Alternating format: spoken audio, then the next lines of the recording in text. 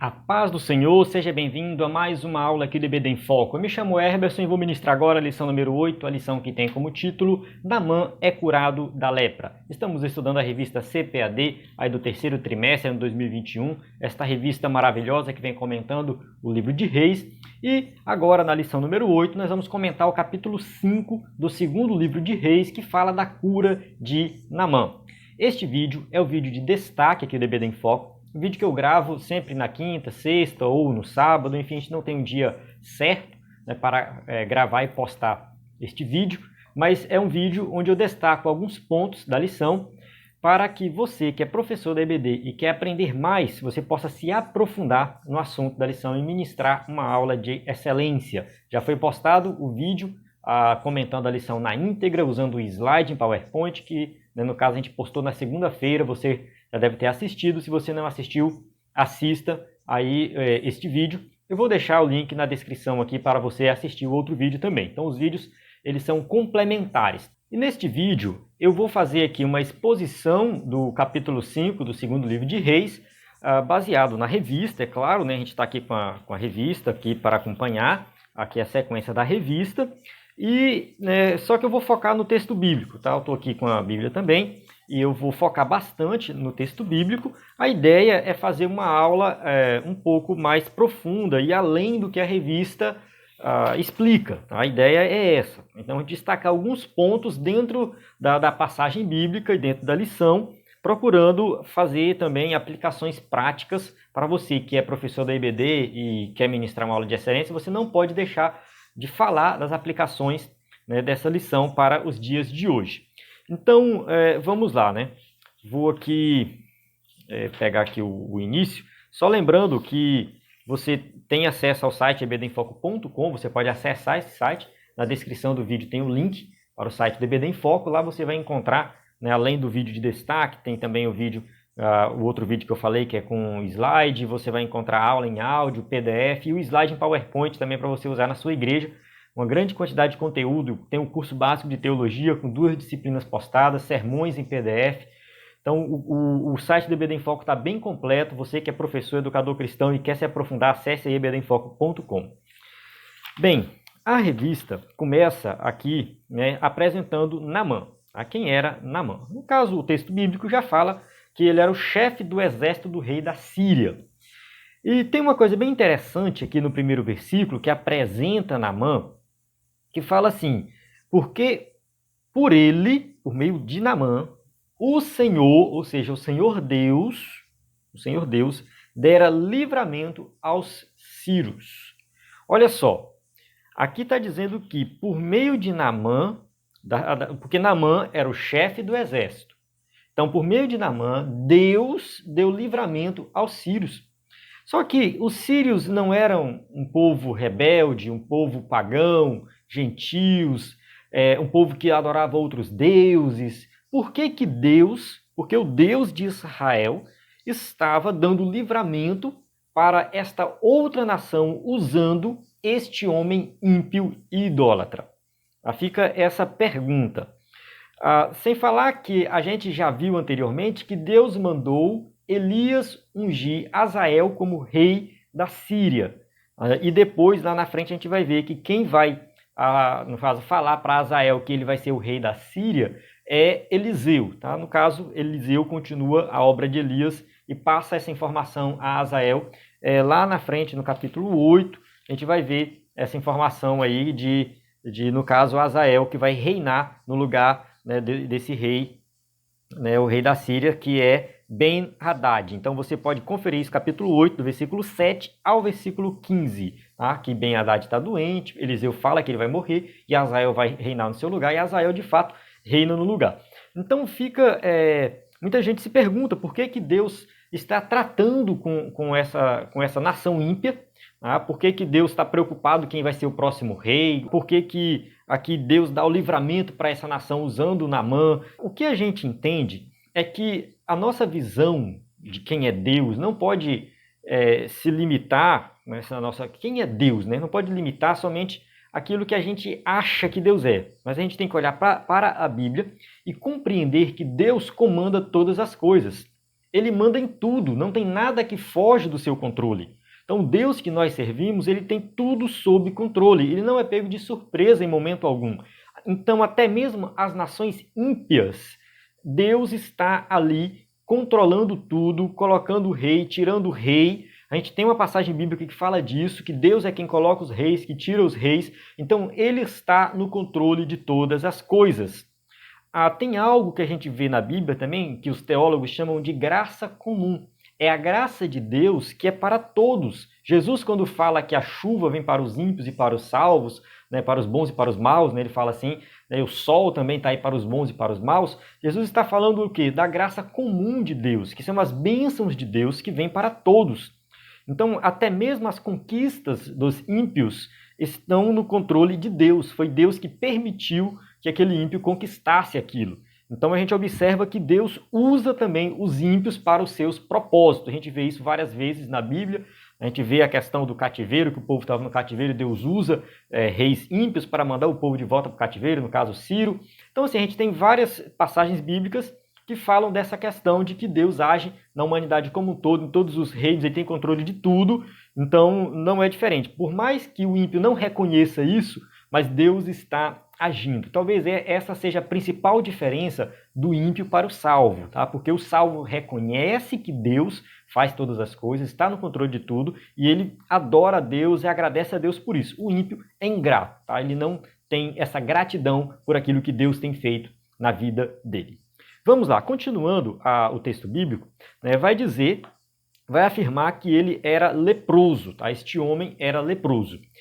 No caso, não significa que ele sempre foi leproso, tá? Ele pode ter adquirido essa lepra, né, no caso, essa doença chamada lepra, no decorrer da sua vida, ou uma fase ali da sua vida, e é uma doença muito grave. Quando a Bíblia fala de lepra, a palavra usada se referia a qualquer tipo de doença de pele, tá? Qualquer tipo. Tá? Poderia ser a lepra do jeito que a gente conhece hoje? Sim, poderia ser, mas poderia ser outra coisa também. Então nós não sabemos exatamente como que é essa doença. A questão toda é que Naamã tinha uma doença de pele, e isso estava prejudicando ele como sendo o chefe de um exército, e ele queria ser, de alguma forma, curado, não importava o meio, podia ser através da medicina, através de algum profeta, algum deus, qualquer coisa. Acontece que lá na casa de Naamã tinha uma garota, no versículo 3 vai registrar isso, que era uma menina que foi levada como escrava de Israel. Essa menina conhecia Eliseu, mostrando que Eliseu era conhecido, e essa menina fala de Eliseu. Tá? No caso, Naamã repassa essa informação para o seu rei.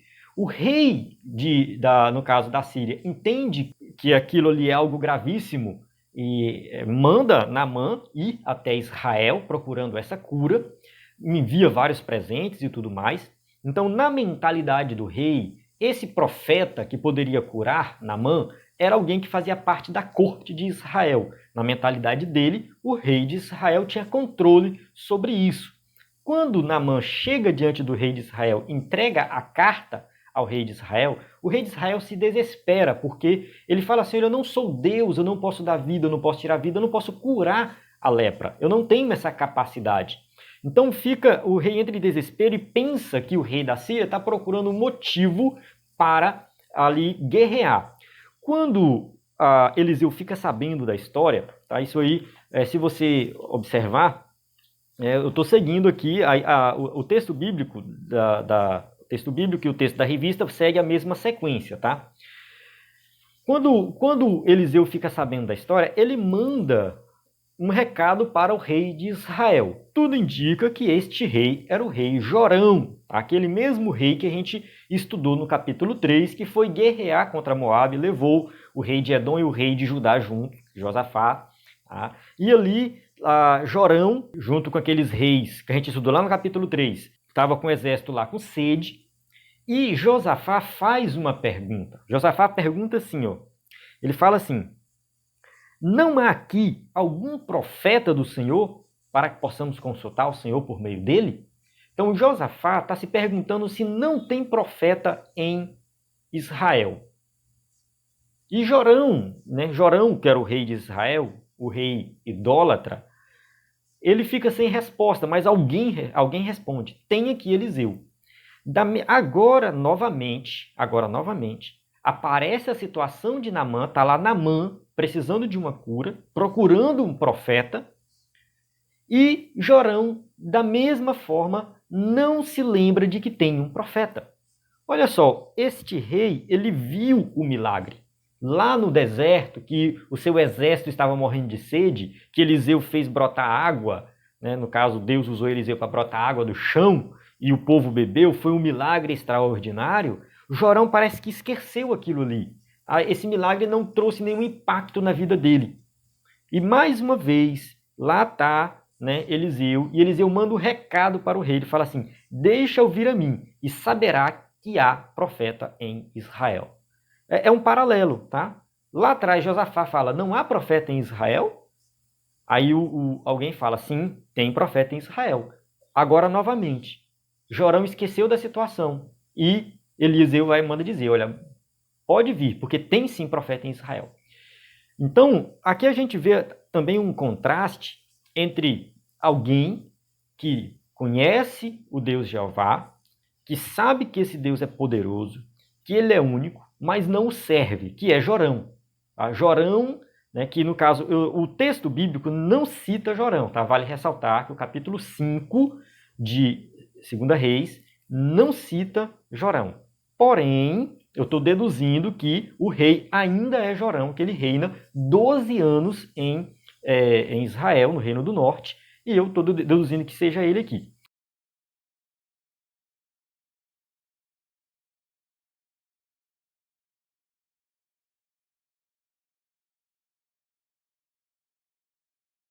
Ele conhece Eliseu, ele deveria falar que, olha, aqui a gente tem um profeta e Deus pode te curar. Mas ele não faz isso.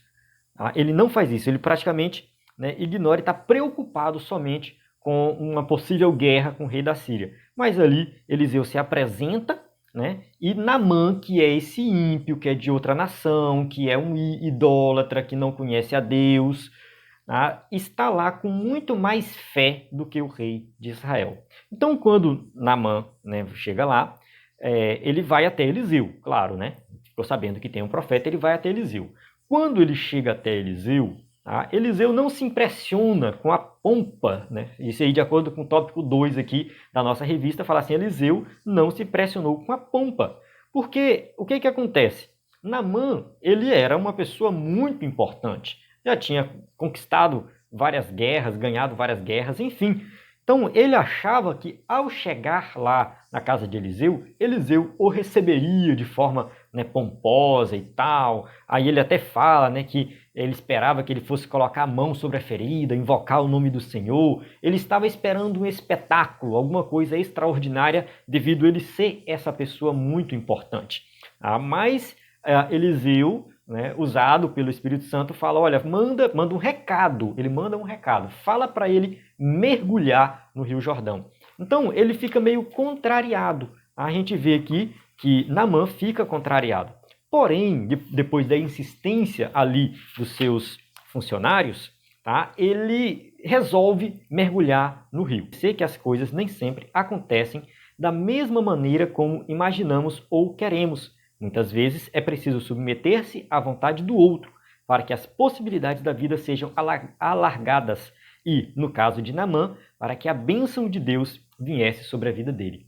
Então a gente observa aqui que a falta de humildade quase que fez Naamã perder ali a bênção, tá? Então, muitas vezes a gente tem que se humilhar, tá? Na verdade, esse é o padrão do cristão. Então, ser humilde é reconhecer que as coisas nem sempre acontecem quando nós imaginamos. Então, Naamã estava imaginando de uma forma o milagre e Deus agiu de outra forma totalmente diferente.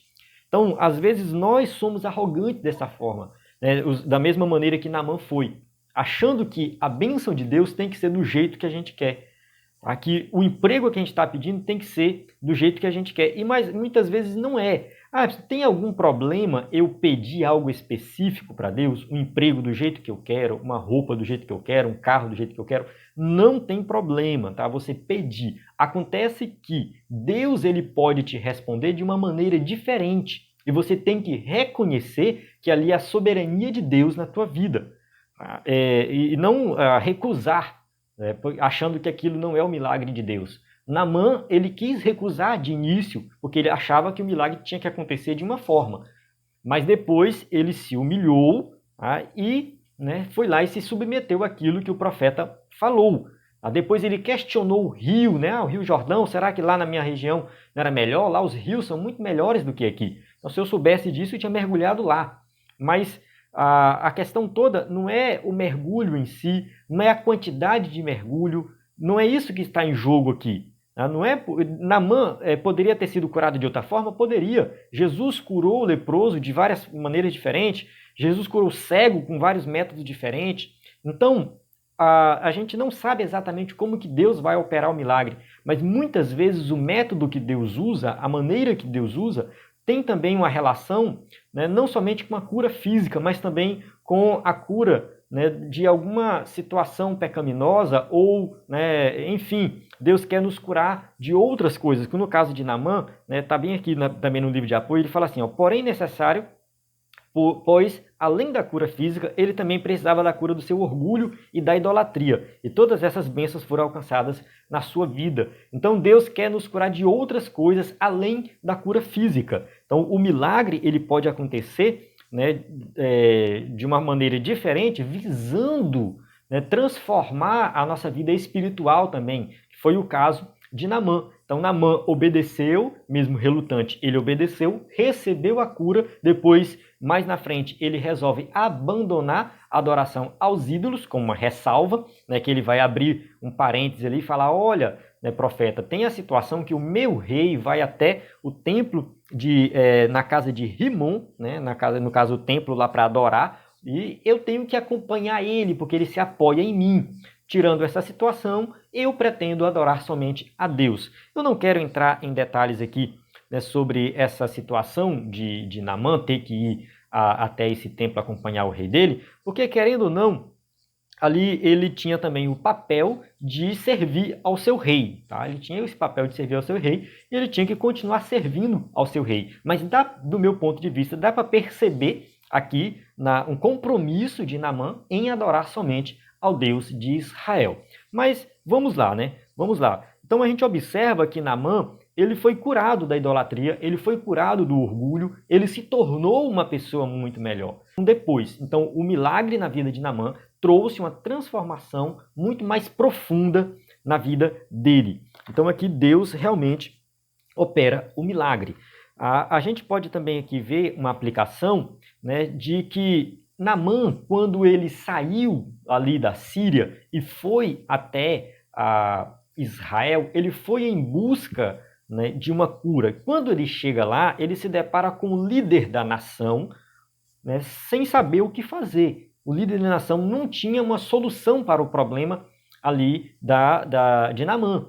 Então, Israel foi chamado, foi fundado por Deus, uma nação fundada por Deus, uma nação que Deus instituiu para ser exemplo para as outras nações. Israel deveria ser a nação modelo e as outras nações deveriam procurar Israel com a intenção de alcançar alguma coisa boa. No caso de Naamã, uma cura. E ele chega lá e não encontra.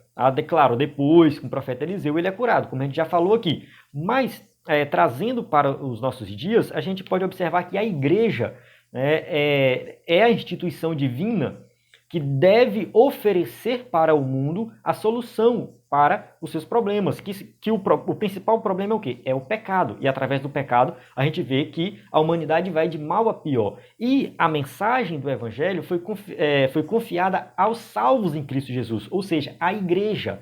A igreja é responsável por pregar o Evangelho, para levar essa mensagem de salvação. E quando alguém vem de fora e procura a igreja, essa pessoa deve sim encontrar ali uma resposta para os seus problemas. Ela deve encontrar uma mensagem que fala de arrependimento, de salvação, uma mensagem focada na transformação de vidas. E isso não tem acontecido muitas vezes, tá? Não vou generalizar, mas muitas vezes o ímpio vai à igreja, chega lá e ele não encontra o refúgio que ele está procurando. as mensagens pregadas não são focadas em Cristo, fala muito de prosperidade, de bens materiais e esquecem de falar da verdade do evangelho que transforma a vida das pessoas, o evangelho que cura, o evangelho que batiza com o Espírito Santo, o evangelho que transforma a vida. Então, esse evangelho, tá, é o que tem que ser pregado. Na nação de Israel, eles estavam ali, né, sem essa mensagem de transformação, né, graças a Deus, tinha ali o profeta Eliseu, que ainda conseguiu, né, fazer, né, ali alguma coisa por Naamã. Mas se não fosse ali Eliseu, Naamã poderia voltar e a liderança da nação não ia fazer nada por ele. Vamos lá, continuando aqui, avançando para o último tópico, a gente vai falar de Geazi, tá? Geazi, ele vai... O seguinte, ele era um homem que andava com Eliseu, Eliseu confiava nele, era um homem que tinha visto muitos milagres, presenciou muitos milagres, só que ele cometeu um erro muito grande. Ele deixou a ganância falar mais forte no seu coração. Então, quando Eliseu recusa os presentes ali de Naamã, porque Naamã, né, foi lá, voltou para agradecer Eliseu, chegou lá, ofereceu presentes para Naamã, para Eliseu. No caso, Naamã ofereceu para Eliseu presentes. A gente não sabe exatamente o que ele ofereceu, provavelmente ouro e prata, que foi o que Geazi depois conseguiu quando foi atrás de Naamã. Então, no caso, Geazi vai até Naamã vai embora, né, levando todos os presentes, ele vai lá, mente e pega esses presentes. Quando ele volta, Eliseu questiona ele fala que não tinha dado lugar nenhum, mas como consequência disso, ele fica leproso. Então a lepra de Naamã passa para Geazi. Então a gente observa que o pecado de Geazi trouxe uma consequência muito séria para a sua vida. Geazi volta a aparecer no texto bíblico lá no capítulo 8, tá? Onde o rei ali chama ele e fala assim, ora, o rei falava a Geazi, moço do homem de Deus, dizendo, conta-me, peço-te, todas as grandes obras que Eliseu tem feito. Então, dá a entender que Geazi continua sendo ali o moço, né, de Eliseu, ou seja, o companheiro de Eliseu. A gente pode levantar algum questionamento sobre a ordem dos acontecimentos ter sido registrado de forma cronológica ou não. Mas eu acredito que esse acontecimento, sim, é de forma cronológica. Então, está aqui Geazi, depois dele ter ficado leproso, aparecendo no texto novamente, dando testemunho do que Eliseu tinha feito. Tá? Ele vai contar os milagres que Eliseu realizou. Então, dá a entender que Geazi, mesmo leproso, ele ainda continuou acompanhando Eliseu e continuou dando testemunho de Eliseu. Então, Geazi levou, né, para o resto da vida, pelo que fica também entendido no texto, né, ele levou as consequências do seu pecado, no caso, uma lepra. Mas parece que ele continua ainda servindo a Eliseu. Isso a gente pode trazer também para os dias de hoje, fazer uma aplicação falando da consequência do pecado. Todo pecado ele vai trazer consequências e muitas vezes essas consequências nos acompanham, mesmo a gente se arrependendo, mesmo a gente, né, Deus nos perdoando, mas a consequência continua lá. Acontece muitas vezes nós tratarmos alguém mal, falar mal de alguém, brigar com alguém, depois a gente se arrepende, pede perdão, volta ao normal, mas parece que não é a mesma coisa, fica algo diferente. Tá? Fica a consequência daquele ato nosso, vai acompanhar ali a nossa vida. Isso pode ser levado para várias áreas da nossa vida, a área financeira. Às vezes, numa fase da vida, a gente se torna ganancioso e Deus quer tratar com a gente, aí a gente vai lá, se arrepende, Deus perdoa e tudo mais. Só que a consequência daquela ganância continua ali, algum ato que nós praticamos devido à ganância continua nos acompanhando, pode ser na área sexual também, alguém pratica algum pecado na área sexual, Deus perdoa, volta tudo normal, mas as consequências desse pecado continuam. Às vezes um filho não planejado, e aí depois, enfim, a criança, né, acaba sofrendo as consequências também de forma meio que inocente, enfim... Tem várias situações aqui que a gente pode citar falando das consequências do pecado. Então, no caso de Geazi, não significa que ele foi para o inferno, não significa que ele deixou de servir a Deus. Não, dá a entender que ele continuou servindo a Eliseu, servindo a Deus, dando testemunho, mas ele levou para sempre a consequência daquele pecado dele, para que ele pudesse lembrar daquilo que ele fez. Então, acontece conosco do mesmo jeito. A gente tem que ter muito cuidado, tá, com a questão do pecado, porque o pecado ele traz consequências para a nossa vida e para as pessoas que estão ao nosso redor. Amém? Então, a gente chega aqui no final dessa aula. A gente também tem que entender que quando Deus, né, mais uma observação aqui, quando Deus cura Naamã, Deus está mostrando que ele está preocupado também com pessoas de fora da nação de Israel. Eu falei um pouco disso no começo, que Deus tem controle de tudo, mas tem também a questão das bênçãos de Deus não serem restritas somente a um povo específico. Tá? A salvação não é só para um povo específico, a salvação é para todos, as bênçãos de Deus é para todos. A gente não pode pensar que só, né, esse povo aqui que vai ser abençoado por Deus, como os judeus pensavam. Os judeus pensavam que somente eles seriam abençoados, que a salvação era somente para eles. Jesus veio e mostrou que não, que a salvação é para todos. E desde o Antigo Testamento, Deus está mostrando isso. Deus, quando salva Raabe, quando salva Ruth, quando salva Naamã, né? E a gente vê várias situações, até mesmo o próprio Jesus vai citar Naamã, né? Várias situações mostrando isso, que as nações de fora eram abençoadas. Deus já tinha esse plano de salvar toda a humanidade, tem a salvação, as bênçãos para toda a humanidade. Certo? Então eu chego aqui no final da aula. Espero que você tenha compreendido, tá? Como eu falei no começo, é uma aula um pouco diferente, é uma aula que às vezes foge um pouco da revista, mas tem como propósito destacar alguns pontos, apresentar bastante aqui a questão do texto bíblico, interpretação do texto bíblico, fazendo aplicações. Aí você pode assistir o outro vídeo que eu gravei no começo da semana e postei. Você assistindo os dois vídeos, você consegue aí, né, com um vídeo complementa o outro e você aprende mais sobre esta aula, sobre esta lição. Então eu vou encerrar aqui.